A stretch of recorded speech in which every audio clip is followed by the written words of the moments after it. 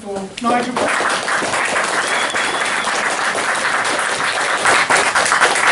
Thank you very much. You cannot be for or against any subject unless you know something about that topic. I have had the privilege to have travelled to nearly every single Muslim country in the world. I call it a privilege because knowledge is power. This afternoon I'm going to talk to you about the Koran. Islam, the truth, the whole truth, and nothing but the truth. I'm going to ask you to imagine that you're at a car sales distribution centre and you wish to buy a car. You'll know that the second-hand car market, there's something called buyer beware. In other words, when you buy that car, once you've got it off the forecourt, actually you are responsible. I say that because taqiyya is a word you need to know, you need to have some knowledge of. And taqiyya is where Muslims are allowed to deceive non-Muslims, in other words infidels, if it does actually help and promote Islam. The Bible is descriptive. The Quran is prescriptive. In other words, it is a direct command. I repeat, a direct command. You must do what is in here. There's been a lot of brainwashing in respect of Islam. Remember that when a child is born into a Muslim community, a Muslim family, you start to learn about this at a very, very early age. You can all remember seeing those photographs of ladies in burqas outside the Houses of Parliament, and they've got signs saying, freedom, go to hell, Islam honours women. That's interesting because under Sharia law, a woman's word is worth 50% of that in comparison to a man. So I'm confused why a lady in a burqa has a big sign saying Islam honours women. We have a population Ponzi scheme going throughout the world. About 2 years ago we celebrated the fact that we had 7 billion people on this planet, and already many of those are going hungry, many of those are starving, many of those people don't have access to fresh water, and I understand fully why they want to leave that environment and go to another environment like France, like Europe, and of course the United Kingdom. I am not going to blame those people. If I was in that situation, I would do exactly the same. I would do it because I love my family and I care about them. Even if I was a single person, I would still try and better myself. And I have sympathy and utmost empathy for those people. However, we also have a responsibility to help those people who are in the United Kingdom. We can't make way for everybody. Already we are building on greenbelt land. Already we're building on farmland. Farmland that actually we're going to need for food. That's right.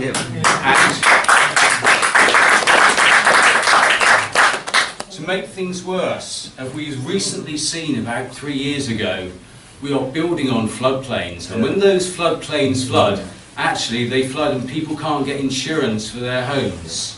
So it's the time for all of us to go out and remind people that Britain is full. There is no more room. I've got a question for the audience. How many times do you need to double one of these, it's a pound coin, until it is worth 1 million? And the progression is 1 times 2 is 2, 2 times 2 is 4, 2 times 4 is 8, 16, 32, 64, 128, 512, up in that progression. So let's have some guesses from the audience. How many times does it take to double a pound before it's worth $1 million? What do you think it is? 100. 100? Okay. 24. 24? 88. 88? Actually, Cliff, it's 20. But you're very, very near it. And I say this because of the population Ponzi scheme that we actually have. All of these people are multiplying, and understandably, why not? But we're getting bigger and bigger and bigger in this country, as well as having more and more people coming in. And it really is unsustainable. I remember as a child, on the way to Sunday school, I can remember walking through some woods, going across a canal, and I remember seeing some squirrels, just going about their business, jumping from tree to tree. And on the way back, I can remember watching them. They had absolute freedom. But it's interesting because I'm talking about red squirrels. They were actually indigenous to the United Kingdom. This is not me trying to say black, white, or any other colour. I'm just talking about the indigenous squirrels. But eventually the grey ones came in. And what actually happened was all of the red squirrels are gone. You can actually go to a zoo and see them. And there's one small area in Northumberland where you can see them. But what I can promise you is you won't see any red squirrels. They were all forced out of the area, and actually, in their instance, they were killed. What I would like to ask is how many people have actually read this book, the Koran, from start to finish? I have. I've read it twice. There's a gentleman there. Anyone else who have read it from start to finish? How many people in this room, and I can still put my hand in the air, have read 5 or more pages? That's encouraging. You see, what I would like is to be able to ask that question on television to everyone in the United Kingdom, because there's something very important here. It's called knowledge, and knowledge is power. I'm going to give you a very short history about Islam. It started about 1400 years ago in a place called Saudi Arabia. If you've ever been to a place called Jeddah, about 70 kilometers from Jeddah, there is a place called Mecca.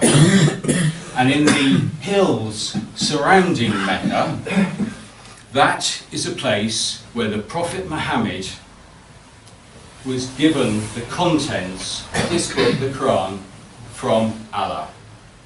It's interesting because, as was common in those days, the Prophet Muhammad was illiterate. And according to clerics, he had sex with a child who was aged 9. Yep.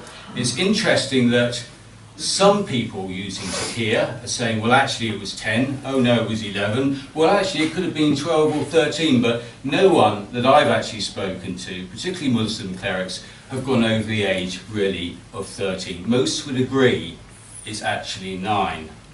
So let's be clear, the Prophet Muhammad, under British law, was actually illiterate and a paedophile.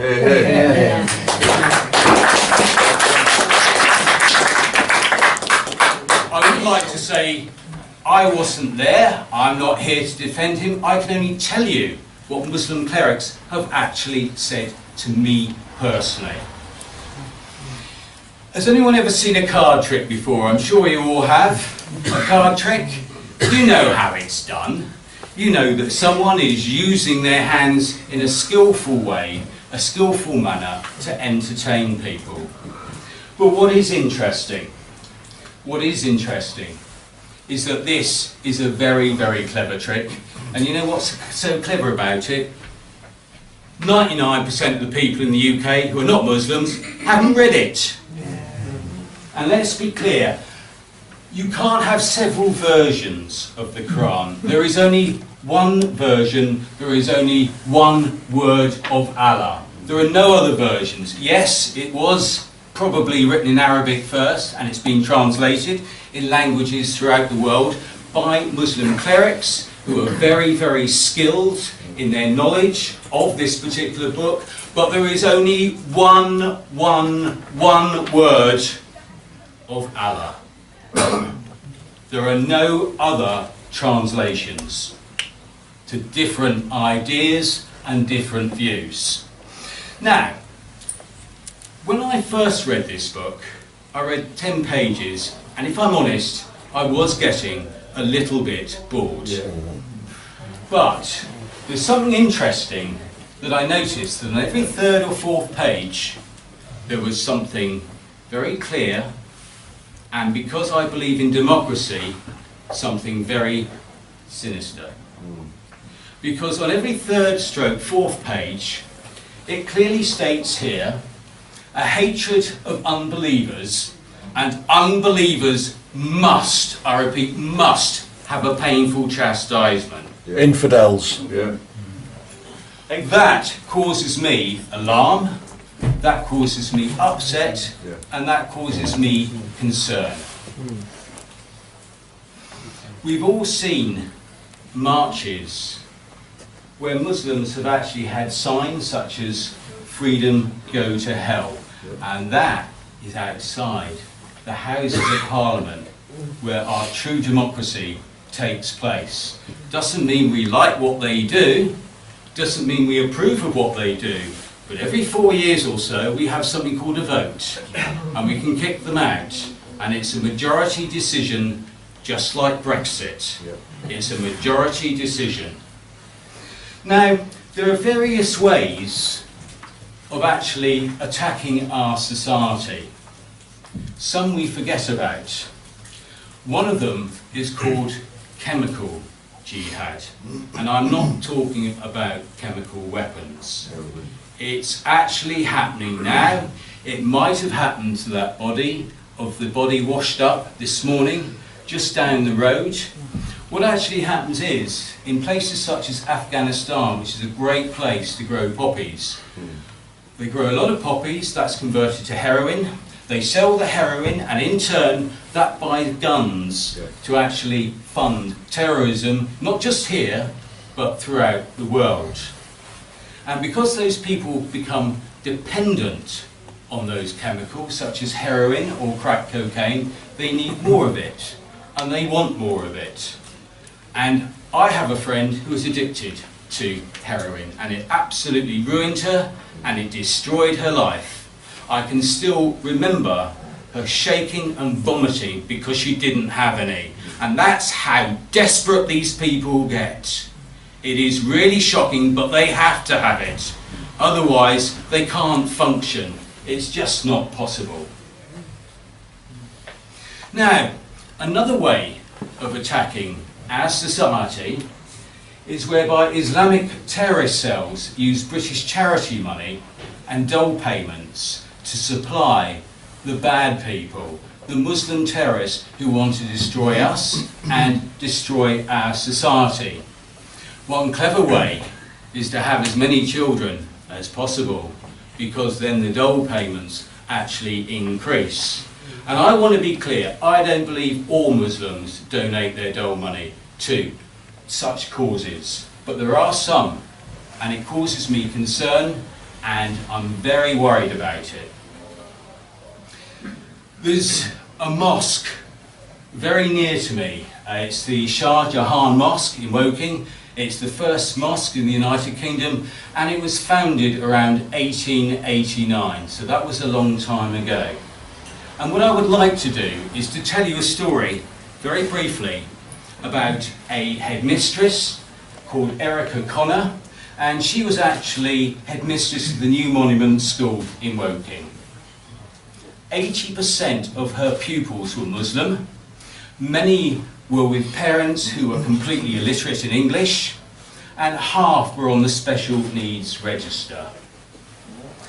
Under Mrs. Connor, the headmistress, the school showed the second most improved SATs results in the whole of the country.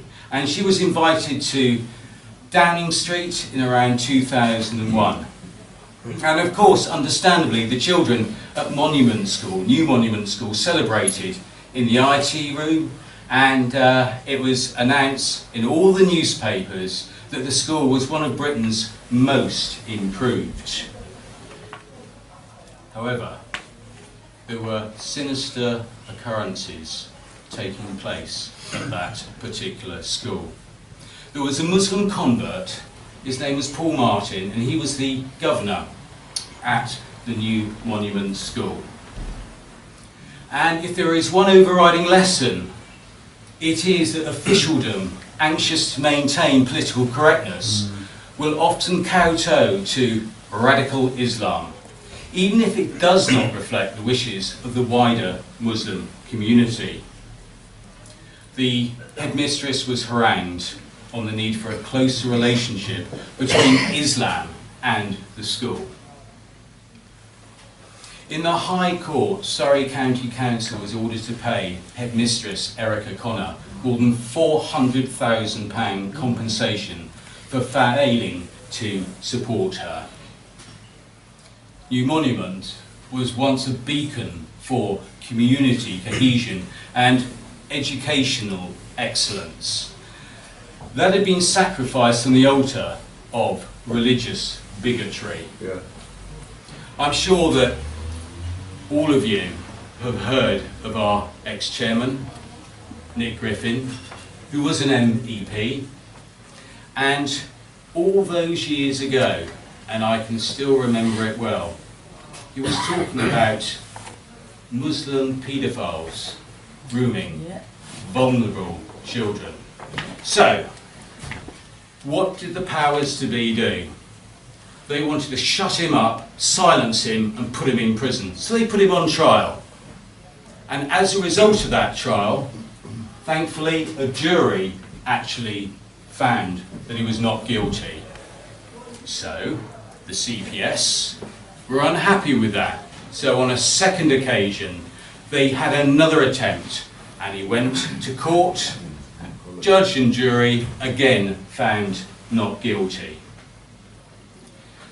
Recently, the unprecedented huge numbers of children that are non-Muslim, the most vulnerable in our society, they've been addicted to alcohol and drugs caused by the Muslim paedophiles, and then they've been passed around their friends. And let's be clear about something. This is not down to race or colour. As long as it's not Muslim children being attacked, raped, and used as underage girls to be passed around their friends, it can be Sikh children, it can be Buddhist children, it can be Hindu children, it can be Christian children, it can be Catholic children. Actually, it doesn't matter.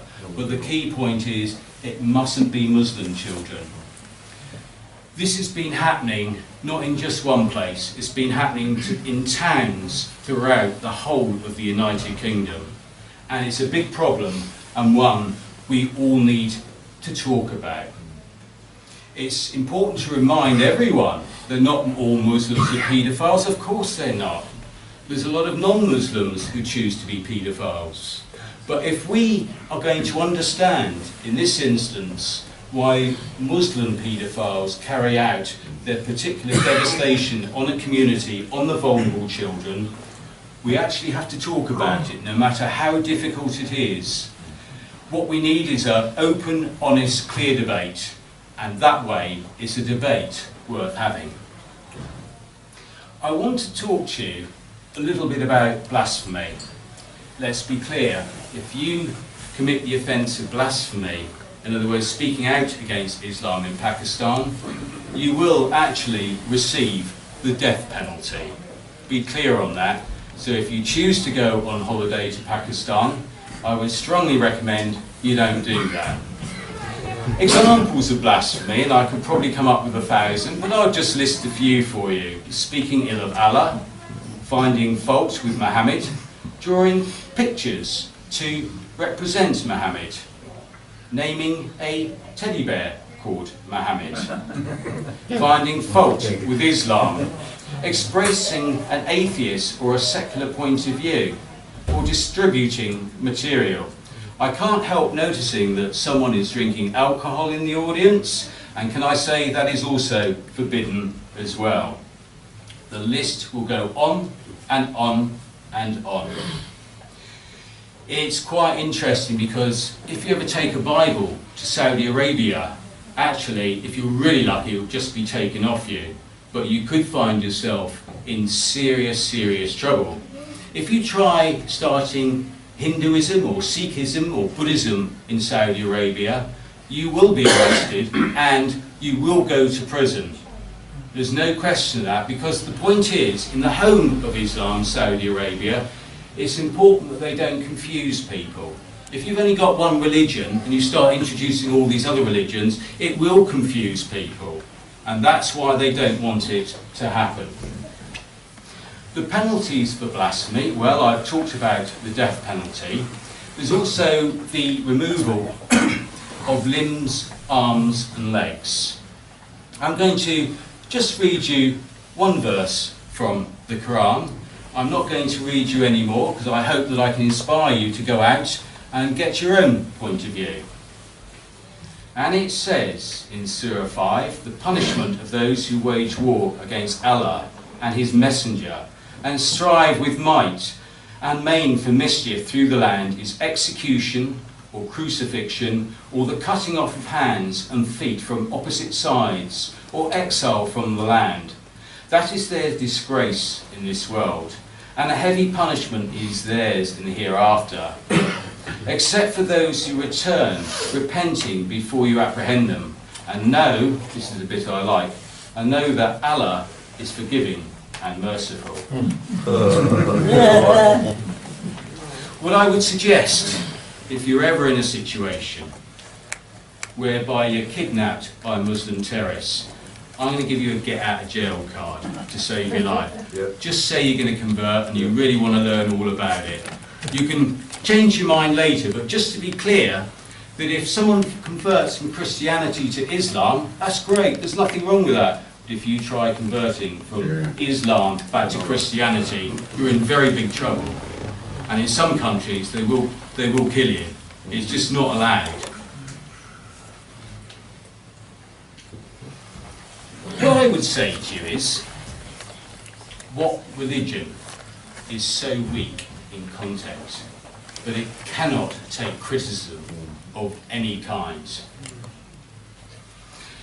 We need to formulate a plan on how we deal with Islamic extremists. If a Muslim has a gun and a police officer has a gun, we know what's going to happen there. But I'm a great believer of Gandhi's method. I don't know if many of you can remember, back to the history of India, it was at one time called Hindustan, and Gandhi actually knew that having all those Muslims in one place was not going to work. It was causing too many problems. So eventually in the partition, I think it was around 1947, Pakistan was formed, which was predominantly Islamic. But in India, it's Hinduism, Sikhism, some Christians as well, and a small number of Muslims as well. But they split up mainly because of the Islamic faith. But what I like about Gandhi is the way he did things. He was a man of peace. And even though his followers, and in his case himself, were beaten, violence was never an option. Violence, he knew, would not work. Even when some of his followers were shot dead, he was a great believer in spreading the message of peace. We must always remember history because we can learn so many interesting facts from it. And what I would say to you is, yes, it's a long-term view, but you must remember that Gandhi won in the end, and he won through peaceful means. The other important weapon in our toolbox is bird's eye peace. I expect everyone here is thinking, bird's eye peas, what's that got to do with Islamic terrorism? Well, I'll tell you, many years ago, when Patsy Kensit, an actress, was very young, she actually was on the bird's eye pea advert. And in sales, they actually call it the repeat method, where you repeat, you repeat, you repeat. And I remember seeing this advert of bird's eye peas, and I can still roughly remember how it goes. Bird's eye peas are fresh, bird's eye peas are healthy, they're absolutely wonderful. At the end, Patsy Kensit goes, and the reason why you remember that is because marketing used something called the repeat method. The repeat method. Someone else also used that to incredible effect. Someone I can't stand, someone I despise from the bottom of my heart. There was a chap called Jerry Adams, and I know you all know that name. Now, I can still remember seeing Jerry Adams on television in an interview. And the interviewer would ask him about violence. He says, all I want is peace, peace, peace. All I want is peace, peace, peace. And then the interviewer would say, well, how about all the violence that happened here? All I want is peace, peace, peace. All I want is peace, peace, peace. And the interviewer could have actually said, what's the price of beer? And he says, all I want is peace, peace, peace. All I want is peace, peace, peace. But he was using the repeat method. And I can still remember what he said. It's still in my head because of the repeat method. And sometimes I would say to you that less is more. I went down to Rick Stein's restaurant and I paid an absolute fortune for a meal. I just wanted to do it as once in a lifetime opportunity. And I got this plate of food and there's hardly anything on it. And that was his version of less is more. But what I'm trying to say is sometimes when we get into a discussion, if we just repeated something simple to people, actually they're more likely to remember it. That's why I would actually say to you, if ever you get stuck, once you've read the Koran, just remember a hatred of unbelievers, and that unbelievers must have a painful chastisement. It's repeated throughout there on a regular basis. And of course, the third option is, it's important that we encourage as many people to join the British National Party, because we are the people who speak out against it. We are the people who remind people what is actually in here. During World War II, there was a very interesting person called Pastor Martin Niemöller. You've probably never heard of him, but he wrote some really interesting, important words, and I'd like to read those words to you. He said, first they came for the socialists, and I did not speak out, because I was not a socialist. Then they came for the trade unionists, and I did not speak out, because I was not a trade unionist. Then they came for the Jews, and I did not speak out, because I was not a Jew. Then they came for me, and there was no one left to speak for me. The Muslim religion is the fastest growing religion in the UK and the world. I've often wondered what the British National Party have achieved, so I can only speak from my own personal words, my own personal experience. I joined the British National Party all those years ago for two reasons. Firstly, I wanted us to be able to talk about Islam. I wanted us to be able to debate Islam. I wanted to openly have freedom of speech. We do, to a certain extent, have freedom of speech in this country, but it's with a very, very big question mark. We're actually in a position now where people are talking about it. We are talking about it because terrorism is part of our lives now. The other reason I wanted to join the British National Party and take an interest in politics is because I wanted to be out of the European Union. Yes, it's taken decades to do it. Good things take time, and we're not there yet, let's be clear. but we're getting there. And thanks to the British National Party, and thanks to other people who hold our views who are not members, although I would hope we would welcome them, we are making progress, albeit slow. And what I would say to you is this: that the future is bright. The future is red, white and blue. The future is the British National Party.